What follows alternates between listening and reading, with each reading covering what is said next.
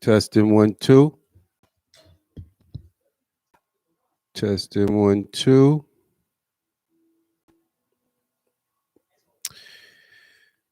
Yeah. Good morning, all the good people. Good morning. Have you remembered the name yet?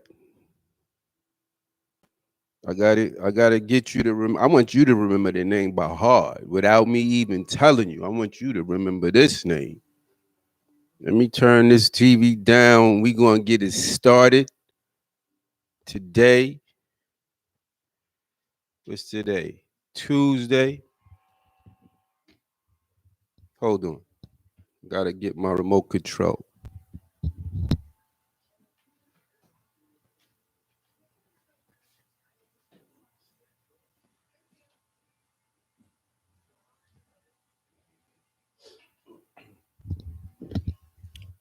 Yeah.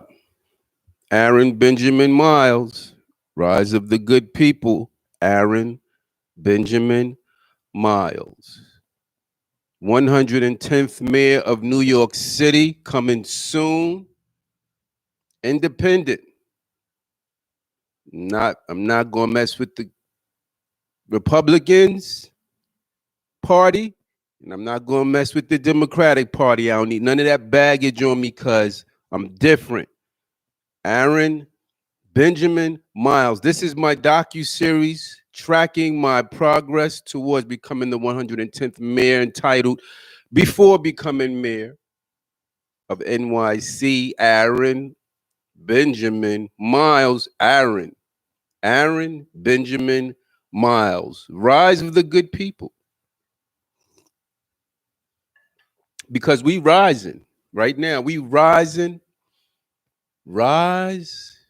We rising. The rise of the good people. We sat back. We've been quiet for a long time. We just was hoping things would change on its own, but we see it ain't. We see that it's not. So we engaged now.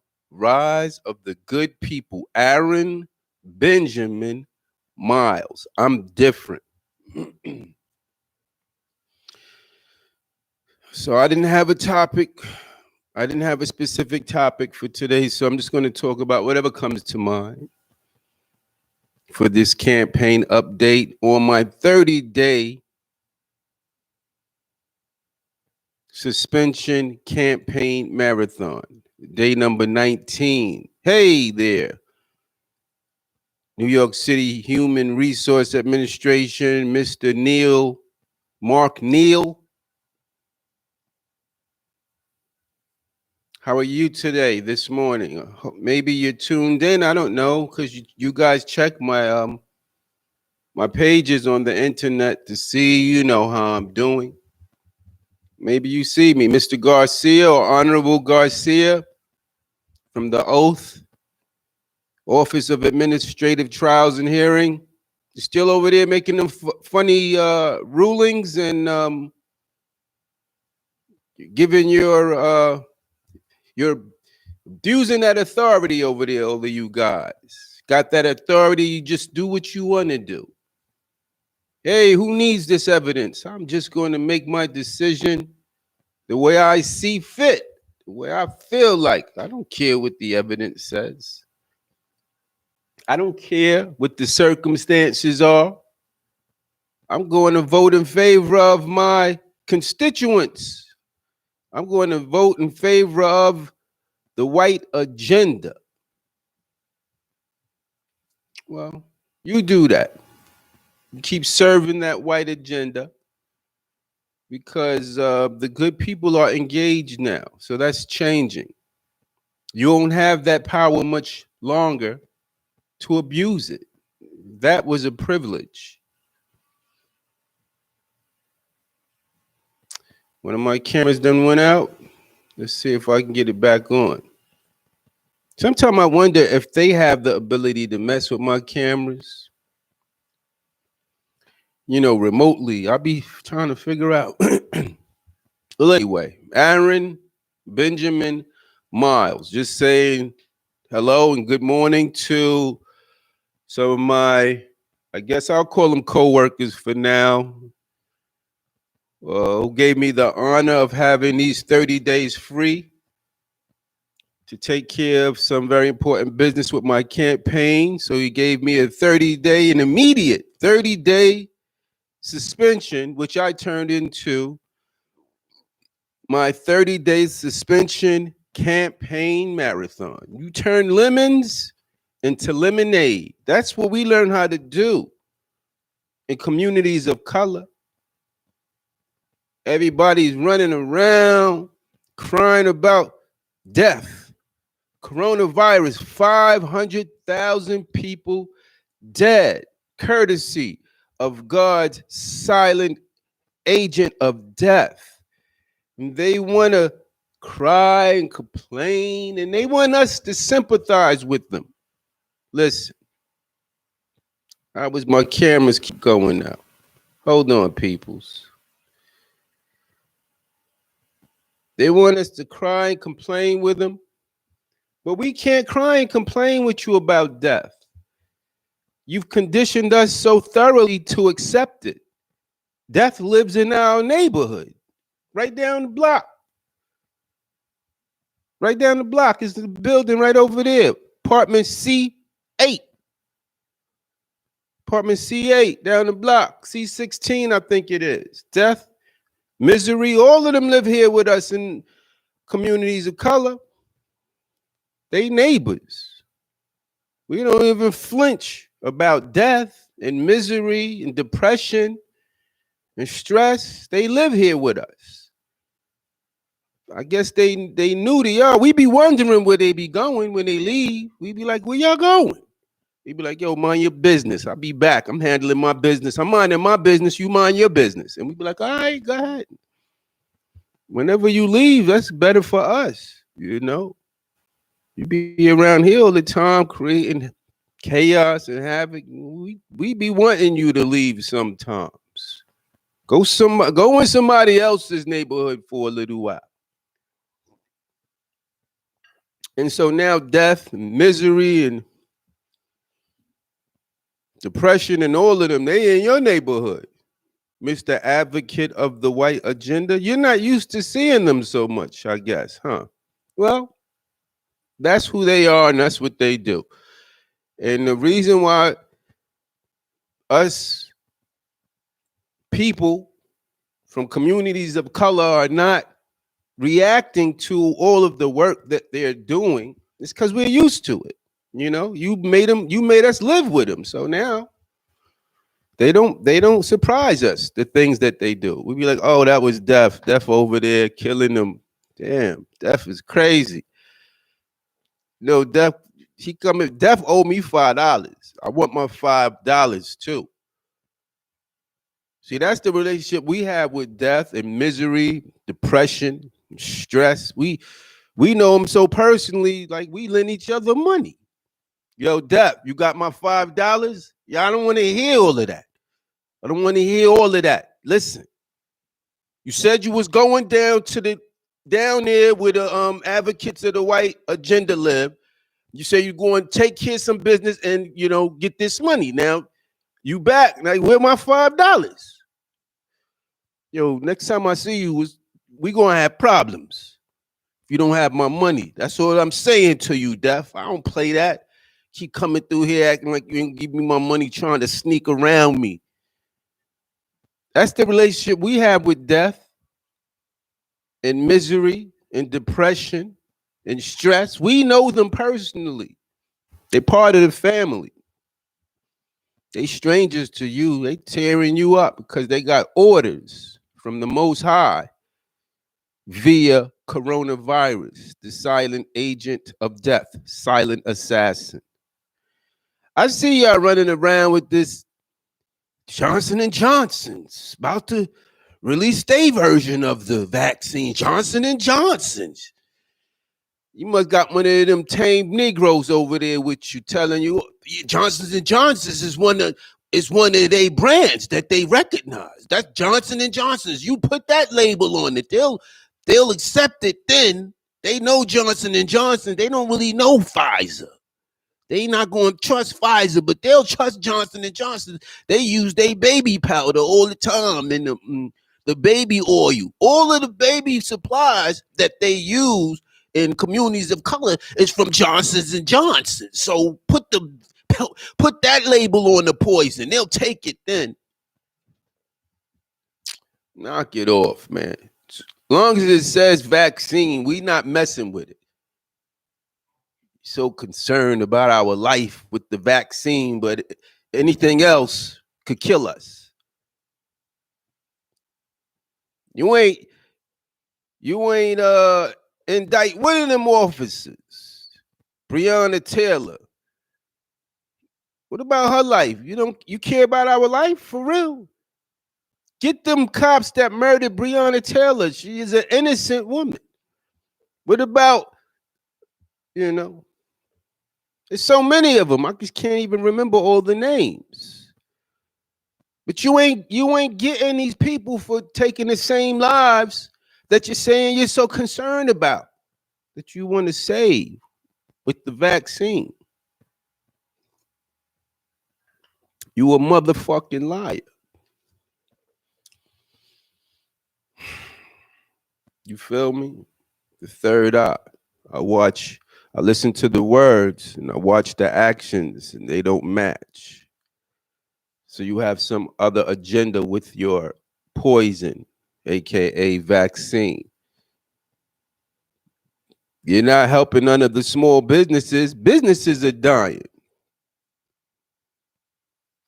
We over here, I'm one of them, waiting for all of this relief to come with this stimulus money that you so-called going to share out to all of the businesses to help them get through these hard times. But, all of your documentation requirements, the way you processing the documentation to approve these monies, no small businesses don't qualify. No, none of the businesses from the communities of color are getting any of this money. This is just another version of a redistribution of wealth. The same like you did back in the days with the allotment of homes. All of these poor white people, they ain't have the money. They ain't have good credit. But you wanted to accommodate them so that they can get in these homes and get access to this wealth, so that the generational wealth, because it passes down from generation to generation. And so you did the redistribution of wealth then, but you excluded the communities of color. You was like, nah, we're going to integrate this into the law. The government going to enforce this. All you banks don't approve no monies for none of these black people. And none of these communities of color, they don't get none of this redistribution of wealth. Just make sure you funnel it on down to the good old white folk or anybody that looks like us. And that's who we want to get this money and these loans approved and these homes. You're doing it again. You called it redlining back then. Today, you call it subsidizing. You're subsidizing businesses, which is basically redlining. It's the government having full control of the redistribution of wealth. And again, you created the terms so that a majority or most of the people from communities of color, unfortunately, we don't meet the qualifications. But you care about our lives, right? You a lying ass motherfucker. I'm gonna call you how I see you. You feel me? You advocate of the white agenda. Y'all motherfuckers ain't gonna like me. I just need my people to see me, push me in that office. 'Cause once I get in there and I lock in, it's on, man. I was sent by the ancestors. Shaka Zulu, Shaga, Malcolm X, all the savages. New York City savages. We political now. You feel me? NYPD. These boys be running around wild out here.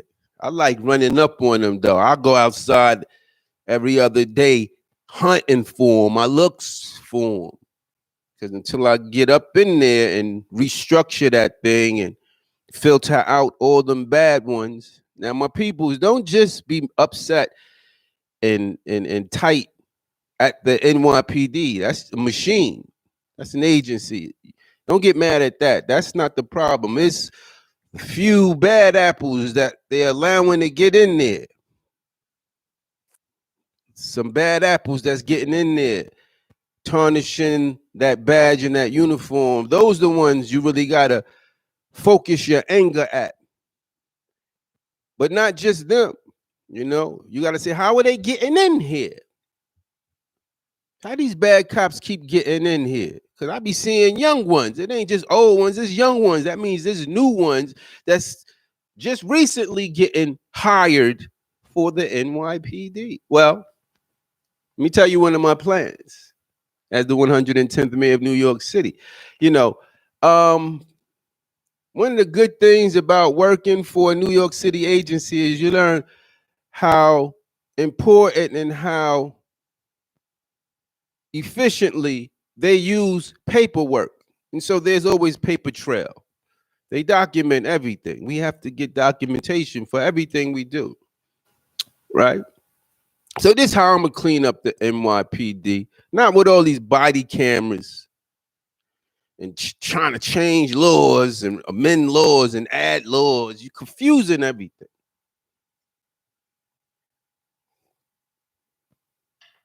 That's not how you fix the problem. Because a bad person going to stay a bad person. Doesn't matter what law you put. That's why laws are there, just for them to break them. Only people that follow laws are the good people. Bad people don't pay no attention to the law. Only people that follow the laws are the good people. We be trying so hard. We be studying it. Okay, it says I can't do these things. I can't do that. I can't do this. We the only one that follow the law. The bad people don't pay no attention to the law. And most of the people that make the law are bad people, meaning they put laws out there that they don't even follow. They just be like, I'm gonna put this law for these good, stupid people so they can know what the boundaries are, what they could do and what they can't do. But this don't apply to me. I can do whatever I want. That's how those advocates of the white agenda, that's how they feel. That's how they move. That's what they believe. But back to the NYPD, that paper trail. I'm going to go up in there. I'm going to get out all that paperwork of police officers or violations committed by police officers. It's all in there. They got the paperwork. So you get all the paperwork of those violations that you want to focus on. Excessive force, murder, killing.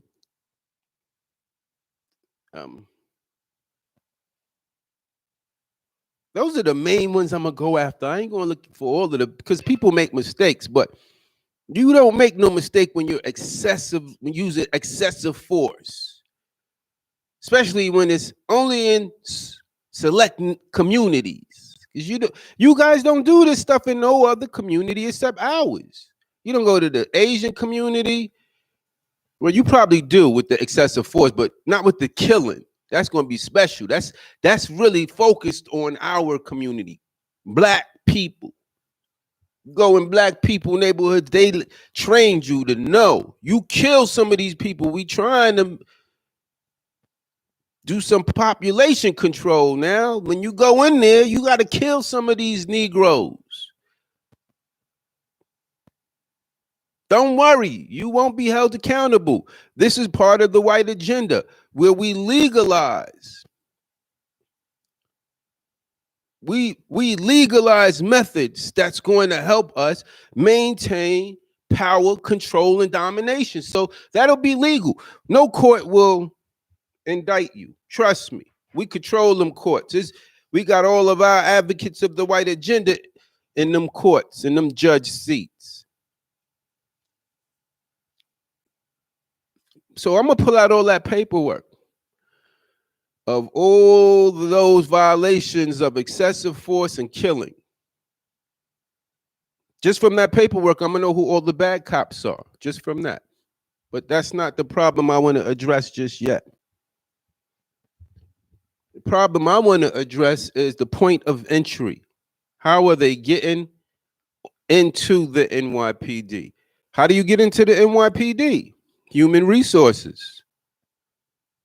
There's one department that got to process all of the applications, all the applicants who want to apply to become a police officer. They all go through them. And they go through the applications and they see qualifications and whatever they're looking for. And they start them on their way, you know. They pick the ones they think are fit and they go through orientation and then training and all kinds of things. And then they get onto the NYPD. At some point, they get to be hired. Somebody goes, you're hired, because there's still a screening process, you know, where they supposedly looking for the ones that's not fit or not qualified. I'm going to look at the office of the people who make that determination. Hired, not hired. You're fit. He's not fit. He's qualified. He's not qualified. That office where they do that, I'm going right to that office. I'm going to link the paperwork for all these bad cops to that office. And it should lead me to the specific individuals who are hiring police officers like this, who are unfit. Once I identify those individuals in the human resource department, then I'm going to work. They fired immediately. Probably my first week on the job. They added it. Because I'm going to say either you don't know what you're doing or you know all too well what you're doing. I repeat, just in case somebody didn't hear me. Either they know what they're doing, either they don't know what they're doing, or they know all too well what they're doing. Either way, they're unfit to be in that office, in that department, approving individuals to become our New York finest. They're fired. Then we address that's the point of entry problem taken care of. No new unqualified, because these are unqualified police officers. Then they're going around abusing their authority, killing people. And then you got these unqualified people in high positions of power advocating the white agenda, not holding them accountable. They just letting them get away with running rampant. Like, this is all a plan. It's not by accident. I'm just coming to disrupt the plan. I'm a disruptor and a regulator. You hear me? So once I address that point of entry problem, then I'm going to hold a nice assembly for all of the NYPD.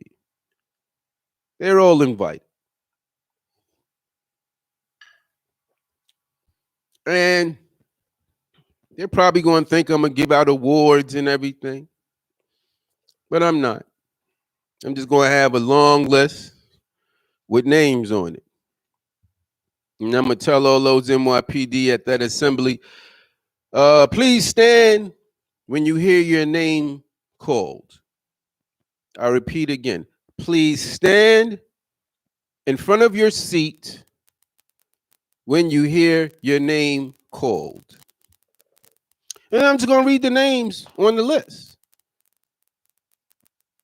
And when I'm finished, All you're going to see is all the bad cops who've been doing all those bad things, who's responsible for all those violations. You're only going to see them standing up in the assembly. And then I'm going to give an order to the commissioner who I get to appoint, and he's going to give an order to all the good cops that's left to arrest every single one of those bad cops that are standing. They go into jail. I'm transparent. I don't gotta hide nothing. I'm letting you know how I'm coming. Oh, the police gonna be different after this day. After this whole restructuring that I'm gonna do, the whole police force gonna be different. You're gonna feel it. All those police going to jail, and yeah, the union dude, whoever, I forgot, I don't even know his name, but he's going to come at me. You can't do this. Get your lawyers. Have them contact my lawyers, the lawyers of New York City that represents New York. Get your lawyers, contact my lawyers. Don't talk to me. Feel me? I'm moving like you. I'm doing what I feel like doing. That's how you be doing. Oh, they could kill people. Listen, we got rights. Listen, he only killed the black person. Who cares? Yeah, okay, cool. I move like you. See, this is what a lot of our good people that's in politics right now trying to fight the good fight. This is what you guys need to understand. You got to speak the language of a savage. You got to speak the language of these wild, out of control advocates of the white agenda. You guys are trying to overcome them with love. You're trying to appeal to their sense of right and wrong, which they don't have. You're trying to reach them with mercy. Bullies don't understand that language. You got to understand the language. You got to learn how to speak the language of the bullies. I know their language. I've been bullied growing up, but somehow went to martial arts school. Started learning I got into weights, and getting into shape, and then I realized when you're really healthy and in shape and know how to fight, that's part of their language. They avoid you when you like that. They be like, wait a minute, this guy looks like he can hurt me. Yeah, I speak their language. Yeah, that union dude, don't talk to me, my dude. You feel me? All them words, I'm not with all them words. We don't even need no words. If you feeling froggy, then just jump. You feel me? That's how you get through to me. Huh? Come on over here. Or send your best one. Doesn't matter. I don't care. Because cowards always want to send somebody to fight their battle for them. They can't fight their own battle because usually they can't fight. And bullies only bully the weak. They don't go bully somebody who they feel might be as strong and healthy as them. Because they know danger. They know danger. They want to avoid danger. Yeah, come on over here. Huh? I'm taking my preparation seriously right now. I'm about 70%, 60%. By the time November get here, and I'm doing this stuff that I'm telling you I'm going to do, I'll be like 80%, 85%. I'm going to tell them, come on over here. I don't got no bodyguards, no security. I don't need that. Let them run up on me. Huh? Yeah, talk to my lawyers. Don't talk to me. I don't want to hear you. You feel me? Keep doing how you've been doing. Do what you want to do. Now you're dealing with somebody that's doing like you. I'm doing what I want to do. They going to jail. Anything that they've done, that if a black man, this is my legal litmus test. What would happen to a black man for doing the same thing that they do? That's the legal litmus test, because black men don't get no slack We don't get to use ignorance as a defense. You better know what's right and wrong, because if they catch you doing wrong, you going to jail, buddy. So anything that a black man caught doing that would land him in jail, anybody else who do that going to jail, my friend, when I get in there. That's why I say a crime is not illegal. When I get in the office, I'm gonna tell you a crime ain't legal. Crime is not illegal. It's only illegal if you get caught. So be really good at your crimes, or don't do them. Because when you do them and you get caught, I don't care who you are, you going to jail. Aaron B. Miles. That's where I'm gonna leave it, because I'm trying to get my videos short of my people. Aaron Benjamin Miles, Rise of the Good People. Before becoming mayor of NYC, I love my people. I love all the people, all these Asian peoples out there in the Asian community. Got the Arabs. A lot of y'all got small businesses. They not giving you none of this money. New York is so wealthy. They have an abundance of financial resources. It's just that they don't want to share it with you. But when I get in office, you'll be having access to it. That's why you should pay attention and vote carefully. Whoever you vote for and you put in office, if after you put them in office, if your life doesn't feel different the next day, you've wasted your vote. You vote for me. When I get in that office the next day, your life is different. The next day. You feel me? Aaron Benjamin Miles. Aaron Benjamin Miles. Rise of the Good People. Aaron Benjamin Miles. New York City Savages. We political now. I see you tomorrow. What's the name? What's the name? Aaron Benjamin Miles.